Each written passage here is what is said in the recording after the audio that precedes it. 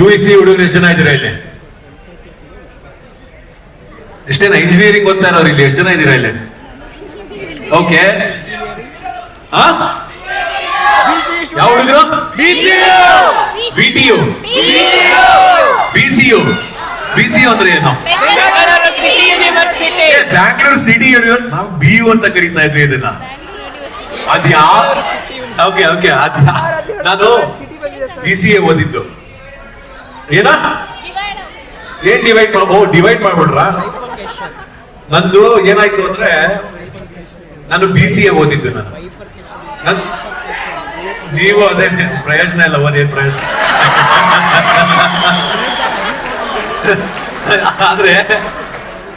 ಆದ್ರೆ ಏನಾಯ್ತು ಅಂದ್ರೆ ನಂದು ವಿ ಅಲ್ವಾ, ವಿನಾಯಕ ಅಲ್ವಾ, ಲಾಸ್ಟ್ ನಂದೇ ಸರ್ ಇದ್ದಿದ್ದು.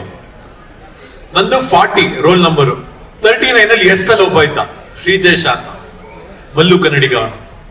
ಅವನು BCA ಸೇರ್ಕೊಂಡಲ್ಲ, ಇಂಜಿನಿಯರಿಂಗ್ ಸೀಟ್ ಸಿಕ್ತು, ಬಿಟ್ಟೋಗ್ಬಿಟ್ಟ. ಅವನು ಬಿಟ್ಟೋಗಿದ ಕಾರಣ 39 ರೋಲ್ ನಂಬರ್ ಇದೆ, ಬಟ್ ಗಿರಾಕಿ ಇಲ್ಲ. 40 ನಂದು. ಎಲ್ಲಾ ಇಂಟರ್ನಲ್ಸ್ ಅಲ್ಲೂ 39 ವಿನಾಯಕ್ ಜೋಶಿ ಅಂತ ಮಾರ್ಕ್ಸ್ ಹಾಕೋರು, 40 ಆಬ್ಸೆಂಟ್ ಅಂತ ಹಾಕೋರು. ಸರ್ ಎಲ್ಲಾ ವರ್ಷನೂ ನಾನು ಇಲ್ಲಿ ಬಂದು ಕರೆಕ್ಷನ್ ಮಾಡಿಸ್ಕೊಳ್ಳೋದ್ರಲ್ಲಿ ನಾನು ಅರ್ಧ ಕೆಜಿ ಸಣ್ಣ ಆಗ್ಬಿಟ್ಟೆ ಸರ್ ನನಗೆ. ಹಾಗಾಗಿ ಬ್ಯಾಂಗ್ಳೂರ್ ಯೂನಿವರ್ಸಿಟಿನಲ್ಲಿ ನಾನು ಕಾರ್ಯಕ್ರಮ ಎಷ್ಟು ಮಾಡಿದ್ದೀನಿ, ಮಾರ್ಕ್ಸ್ ಕಾರ್ಡ್ ಸರಿ ಮಾಡಿಸ್ಕೊಳ್ಳೋಕು ಅಷ್ಟೇ ಓಡಾಡಿದ್ದೀನಿ ಅಂತ ಹೇಳೋದಕ್ಕೆ ಬಹಳ ಖುಷಿ ಆಗುತ್ತೆ. ಸಾಕಷ್ಟು ಜನ ಒಳ್ಳೆಯವರು ಇದ್ದಾರೆ ಬೆಂಗಳೂರು. ನನ್ಗೆ ಅವಾಗಲೇ ಅರ್ಥ ಆಗಿದ್ದು, ಇಂಡಿಯಾದಿಂದ ಮಾವಿನ ಎಕ್ಸ್ಪೋರ್ಟ್ ಆಗುತ್ತೆ, ಅದು ಹೈಯೆಸ್ಟ್ ಕ್ವಾಲಿಟಿ ಆಲ್ಫೋನ್ಸಾ. ಕೇಸರಿ ಎಕ್ಸ್ಪೋರ್ಟ್ ಆಗುತ್ತೆ, ನಮ್ ಬೆಂಗಳೂರಿಂದ ಒಂದು ಎಕ್ಸ್ಪೋರ್ಟ್ ಆಗುತ್ತೆ. ಇಂಜಿನಿಯರ್ಗಳು, ಹೈಯೆಸ್ಟ್ ನಂಬರ್ ಆಫ್ ಇಂಜಿನಿಯರ್ಗಳು, highest number of graduates export ಆಗಿ ಬೇರೆ ದೇಶದಲ್ಲಿ ಓದ್ತಾರೆ. ನಾವು ಹುಡುಕ್ದಾಗ ಸರ್, ಇವಾಗ ಒಂದು 20 ದೇಶದಲ್ಲಿ ನಾನು ಕಾರ್ಯಕ್ರಮ ಮಾಡಿದ್ದೀನಿ. ಮೊನ್ನೆ ನಾವು ಹಾಡು ಹರಟೆ ಹಾಸ್ಯ ಸುಮಾರು ಒಂದು 9 ದೇಶದಲ್ಲಿ ಮಾಡಿದ್ವಿ ಸರ್. ಎಲ್ಲಾ ಕಡೆ ಹೋದ್ರು ಸರ್ ನಾವು ಬೆಂಗಳೂರಿನವರು, ನಾನು ನ್ಯಾಷನಲ್ ಕಾಲೇಜಲ್ಲಿ ಓದಿದ್ದು, ನಾನು ಅಲ್ಲಿ ಓದಿದ್ದು, ಇಲ್ಲಿ ಓದಿದ್ದು ಅಂತೆಲ್ಲ ಹೇಳಿದಾಗ ಬಹಳ ಹೆಮ್ಮೆ ಆಗುತ್ತೆ, ಖುಷಿ ಆಗುತ್ತೆ. ಆಮೇಲೆ ನಮ್ಗೆ ಎಷ್ಟೆಲ್ಲ ಜ್ಞಾನ ಧಾರೆ ಹಿಡಿದಿರ್ತಕ್ಕಂಥ ಅದ್ಭುತವಾದಂತ ಗುರುಗಳು ಈ ಊರಿನಲ್ಲಿ, ಈ ಯೂನಿವರ್ಸಿಟಿಯಿಂದ ಬಂದಿದ್ದಾರೆ ಅಂತ ಹೇಳೋದಕ್ಕೆ ತುಂಬಾ ಹೆಮ್ಮೆ ಆಗುತ್ತೆ. ಎಲ್ಲಾ ಪೂಜ್ಯ ಗುರುಗಳಿಗೆ ಒಂದ್ಸಲಿ ಎಲ್ಲರೂ ಜೋರಾಗಿ ಚಪ್ಪಾಳೆ ಹೊಡಿಬೇಕು ಅಂತ ಕೇಳ್ಕೊತೀನಿ ನಾನು. ಇದನ್ನ ಹೇಳ್ತಾ ಮೊದಲನೇ ಪ್ರಶ್ನೆ ಸರ್, ಇಂಡಿಯಾದಲ್ಲಿ ಕರೆಂಟ್ ಎಲ್ಲಿ ಸರ್ ಬಂದಿದ್ದು? ಬೆಂಗಳೂರು. ಎಲ್ಲಿಂದ ಬಂತು ಕರೆಂಟ್? ಶಿವನ್ ಸಮುದ್ರ. Very nice. First under ground drainage system ಇರುವಂತಹ ಪ್ಯಾಲೇಸ್ ಇಂಡಿಯಾನಲ್ಲಿ ಎಲ್ಲಿ ಸರ್ ಬಂದಿದ್ದು? ಮೈಸೂರು ಸರ್, ಮೈಸೂರು. ಬೆಂಗಳೂರು ಇನ್ನು ಪರವಾಗಿಲ್ಲ. ಬೆಂಗಳೂರು ಫೋರ್ಟ್ ಇದೆಯಲ್ಲ ಸರ್, ಬೆಂಗಳೂರು ಪ್ಯಾಲೇಸ್ ಇದೆಯಲ್ಲ, ಅದು ಮತ್ತೊಂದು ಪ್ಯಾಲೇಸ್ ಇಂದ ಇನ್ಸ್ಪೈರ್ ಆದಂತಹ ಒಂದು ಫೋರ್ಟ್. ಅದು ಮೂಲತಃ ಯಾವ ಫೋರ್ಟ್ ಇಂದ ಇನ್ಸ್ಪೈರ್ ಆಗಿರುತ್ತೆ sir? Buckingham palace. Super sir, amazing. ಜಗತ್ತಿನ ಮೊಟ್ಟ ಮೊದಲ ಲಿಫ್ಟ್ ಬಂದಿದ್ದು ಬೆಂಗಳೂರು ಬಕಿಂಗ್ಹ್ಯಾಮ್ ಪ್ಯಾಲೇಸ್ ನಲ್ಲಿ. ಎರಡನೇ ಲಿಫ್ಟ್ ಬಂದಿದ್ದು ಎಲ್ಲಿ ಸರ್? ಮೈಸೂರು ಅರಮನೆ ಓಟಿಸ್ ಲಿಫ್ಟ್ ಅಲ್ವಾ ಸರ್? ಅಷ್ಟೇ ಅಲ್ಲ, ಇಂಡಿಯಾ ಇಂಡಿಪೆಂಡೆನ್ಸ್ ಸಿಗ್ಬೇಕು ಅಂದ್ರೆ, ಆಗಸ್ಟ್ 15ನೇ ತಾರೀಕು ಇಂಡಿಯಾ ಇಂಡಿಪೆಂಡೆನ್ಸ್ ಸಿಗ್ಬೇಕು ಅಂದ್ರೆ ಅದಕ್ಕೆ ಸಹಿ ಹಾಕಿದ್ರು ಎಲ್ಲ ರಾಜರು. ಫಸ್ಟ್ ಸಹಿ ಹಾಕಿದ ರಾಜರು ಯಾರು ಸರ್? ಮೈಸೂರು ಮಹಾರಾಜರು ಅಲ್ವಾ ಸರ್? ಫಸ್ಟ್ ಎಲೆಕ್ಷನ್ ನಡೆದಿದ್ದು ನಮ್ಮ ಮೈಸೂರು ಪ್ಯಾಲೇಸ್ ಅಲ್ಲೇ ಸರ್. ಡೆಮಾಕ್ರಸಿ ತಂದಿದ್ದು ಅವರೇ. 144 ಕೌನ್ಸಿಲರ್ಗಳಿಗೆ ಎಲೆಕ್ಷನ್ ಅನ್ನ ಮಾಡಿದ ನಂತರ ಡೆಮಾಕ್ರಸಿ ಅನ್ನೋದನ್ನ ಅವಾಗ್ಲೇ ತಂದಿದ್ರು. ಯಾವಾಗ? ಅವಾಗ ಗಾಂಧೀಜಿ 11 ವರ್ಷ. 1892. ಮೇಡಮ್, ನೀವು ಟೀಚರ ನೀವು ಅಥವಾ ಧರ್ಮೇಂದ್ರ ಸರ್ ಬ್ಲಾಗ್ ಫಾಲೋ ಮಾಡ್ತೀರಾ? ಯಾಕಂದ್ರೆ ನಾನು ಹೇಳಿದ ಇಷ್ಟು ವಿಷಯ ನಾನು ತಿಳ್ಕೊಂಡಿದ್ದು ಅವರಿಂದ. ಜೋರಾಗಿ ಚಪ್ಪಾಳೆ ಅವ್ರಿಗೆ ಬರ್ಬೇಕು.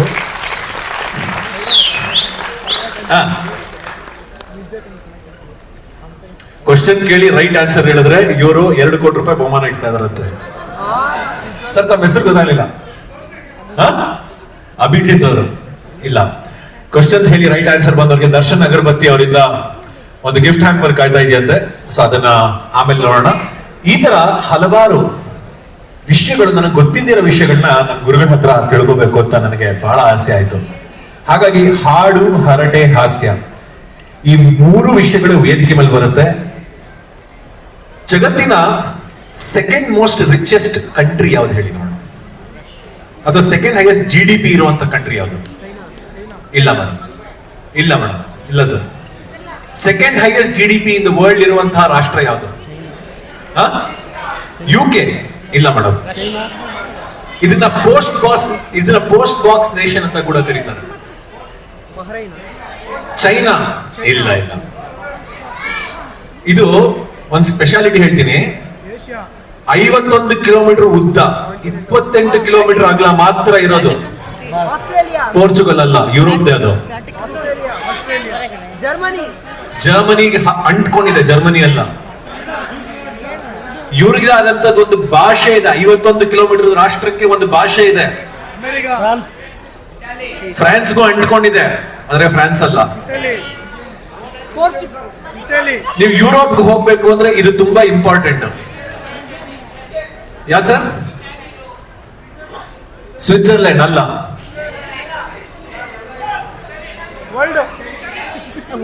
ಲಕ್ಸೆಂಬರ್ಗ್ ಅಂತ ಊರಿದು. ಶೆಂಗನ್ ಅಂತ ಒಂದು ವೀಸಾ ಕೊಡ್ತಾರೆ. ಶೆಂಗನ್ ಇರೋದು ಲಕ್ಸೆಂಬರ್ಗ್ ನಲ್ಲೇನೆ. ಗೋಲ್ಡನ್ ವೀಸಾ ಇಲ್ಲ ಸರ್, ಅದೆಲ್ಲ ಹೋಯ್ತು ಇವಾಗ. ಗೋಲ್ಡನ್ ಗಿಲ್ಡನ್ ಏನಿಲ್ಲ. ಶೆಂಗನ್ ವೀಸಾ ನಿಮಗ್ ಸಿಗ್ಬೇಕು ಅಂದ್ರೆ ಯುರೋಪ್ ಹೋಗ್ಬೇಕು ಅಂದ್ರೆ ಅದು ಬೇಕಾಗುತ್ತೆ. ಯಾಕೆ ಇದ್ರ ಬಗ್ಗೆ ನಾನು ಹೇಳಿದೆ ಅಂದ್ರೆ, ಅದೇ ಲಕ್ಸೆಂಬರ್ಗ್ ನಲ್ಲಿ ಹಾಡು ಹರಟೆ ಹಾಸ್ಯ ಕಾರ್ಯಕ್ರಮ ನಾವು ನಡೆಸ್ಕೊಟ್ಟಿದ್ದೀವಿ. ಬರೀ 51 ಕಿಲೋಮೀಟರ್ ಇರುವಂತಹ ಈ ರಾಷ್ಟ್ರದಲ್ಲಿ 250 ಜನ ಕನ್ನಡಿಗರು ಸೇರಿ ಮಾಡಿರುವಂತಹ ಒಂದು ಅದ್ಭುತವಾದ ಕಾರ್ಯಕ್ರಮದಲ್ಲಿ ಕಲಾವಿದರಾಗಿ ಮೊಟ್ಟ ಮೊದಲನೇದಾಗಿ ನಾವು ಪಾರ್ಟಿಸಿಪೇಟ್ ಮಾಡಿದ್ವಿ ಅಂತ ಹೇಳೋದು ತುಂಬಾ ಹೆಮ್ಮೆ ಆಗುತ್ತೆ. ನಾನಾಗ್ಬೋದು, ಪ್ರಮೋದ್ ಅಶ್ನಾಳ್ ಅವ್ರಾಗ್ಬೋದು, ವಾಸು ದೀಕ್ಷಿತ್ ಅವ್ರಾಗ್ಬೋದು, ಎಲ್ಲ ಇದೇ ವೇದಿಕೆ ಮೇಲೆ ನಿಮ್ ಮುಂದೆ ರಂಜಿಸ್ಲಿಕ್ಕೆ ಬರ್ತಾ ಇದೀವಿ. ಜರ್ಮನಿ ಫ್ರಾಂಕ್ಫರ್ಟ್ ಆಗ್ಬೋದು, ಐಂದೋವನ್, ಮತ್ತೆ London, Leamington Spa, Wales, Sweden, Stockholm ಎಲ್ಲ ಕಡೆ ಪರ್ಫಾರ್ಮ್ ಮಾಡಿ ನಂತರ ಮೊಟ್ಟ ಮೊದಲನೇ ಬಾರಿಗೆ ನಾವು ಬೆಂಗಳೂರಿನಲ್ಲಿ ಹಾಡು ಹರಟೆ ಹಾಸ್ಯನ ವಿಜಯ ಕರ್ನಾಟಕದ ಕನ್ನಡ ಹಬ್ಬದಲ್ಲಿ ತರ್ತಾ ಇದೀವಿ ಅನ್ನೋದೇ ತುಂಬಾ ದೊಡ್ಡ ಹೆಮ್ಮೆ ನಮ್ಗೆ.